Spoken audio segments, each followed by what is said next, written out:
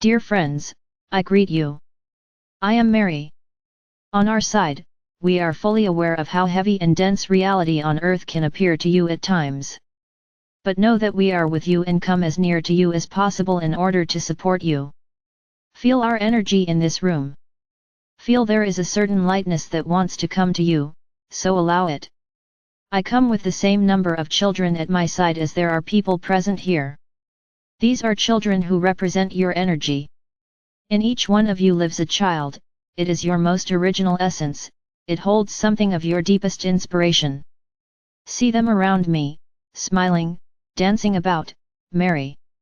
The children of Pamela and Jarrett are also here, and together we form a circle.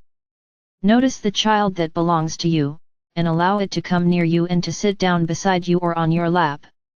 Allow it to be with you and feel how something lives in this child that is untouched by the heaviness of the earthly reality. The child has something that is original, carefree, and limitless. Feel the bubbling laughter of that child and make it welcome. Life is meant to be celebrated, to be experienced with joy. You are allowed to experience joy in your life, and this often involves the simplest things. Say yes to yourself as you are now, with the problems you experience, the physical symptoms, maybe, and the stress and worry. Just say yes to yourself. You are completely okay the way you are. Look into the eyes of the child in you and see the beauty of it, the unspoiled nature, the hope, the aliveness. The child in you does not give up, it wants to live. It is often your own thoughts that entrap you and stop the movement of life within you. Anytime you feel stuck, it is not really the feelings that are stuck, but the thoughts that have come to certain conclusions and interpretations that make you decide, I am stuck. Life is a stream of flowing energy, and there is something in you that also wants to flow. That is not to say that life always feels nice and pleasant, but that there is always a current present in your soul that flows along with the highs and the lows, the dark and the light. Whenever you resist that current, you make yourself stuck and you create a situation that appears to be static. Yet, even then, life is never really at a standstill. What happens when you are caught in resistance, when you tell yourself that things will not work out, when you make too harsh a judgment about your situation? In the worst case scenario, it happens that you are going to feel awful about yourself and talk yourself into feeling downhearted. You then find yourself in an energy field that is the start of depression. You feel flat and somber, unclear, and muddled. That is what happens when you stifle the energy and it cannot flow, it becomes a nebulous twilight zone. Observe yourself when that happens to you, and see if this is a pattern that you recognize. With some persons, it happens more often than with others. When there are moments in your life that you feel despondent, and you think, I am too overwhelmed, I can't do it anymore, go there with your attention and breathe in deeply and exhale fully. Feel that there is so much inside you that wants to move, that wants to live, that wants to experience joy, and trust that stream. Notice when you are drawing certain conclusions, and at what point you become stuck. Feel the difference between what wants to be alive in you and that feeling of overwhelm. Behind that judgment is pain, so make that pain palpable. Feel the sadness behind it, the fear. Allow that feeling to come into the light. I am afraid, I feel so alone. Dare to face these feelings, because doing that is your salvation. At the moment you allow those feelings to reveal themselves is when you connect again with life, with what would flow in you. When these emotions are felt in your body, is when you can bring comfort to them with your inner light, so try it. Imagine that you bring light to the pain you feel about your life. Create a circle of light around these supposed failings, the feelings of uncertainty, loneliness, and fear. Imagine that you look at them with compassion and you say yes to them all.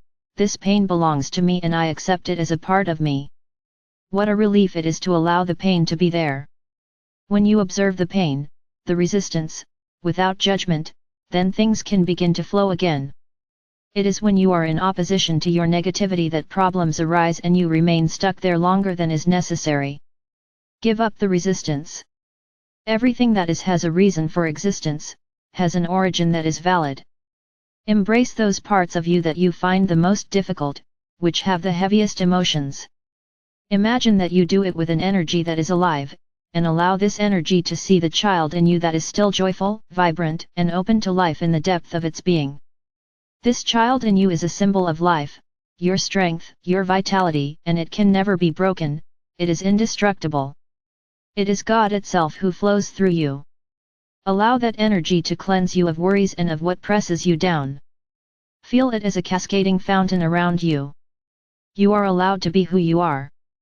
Take a moment to look back through the past few months. Feel how brave you have been, how you have looked directly at certain things. Please look at what you have accomplished. There is always something you have learned or have achieved. If you do not see that, it means that you are not looking honestly. See one concrete thing, something you have managed well, something you are satisfied with, and allow it to appear of itself. Find that something of which you feel some pride. Find that something you feel good about and give yourself that recognition. Name the qualities you demonstrated. Was it courage? Was it perseverance? Was it honesty, sincerity, trust? Recognize that quality within yourself. Dare to allow the negative current that is there within you to transform itself into a positive one. I say, dare, and that probably sounds somewhat extreme, because at one level you want nothing better than to think positively. But there is also a level at which you cling to the negative because it is almost a kind of addiction. Negativity can sometimes be a type of hiding place, because then it allows you to not have to do anything.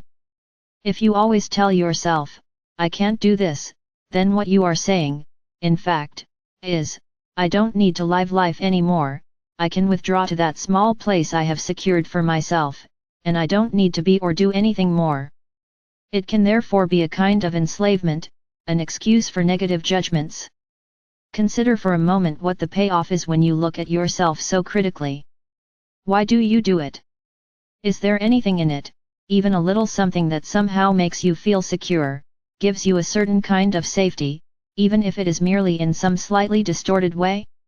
It can sometimes feel safe to make yourself small and stay in a rut, but that is really your fear of what might happen if you fully participate in life. By participating in life, we mean you really open up to the experiences that come your way by daring to explore new territory, by stepping into the unknown and by authentically feeling, and that is greatness.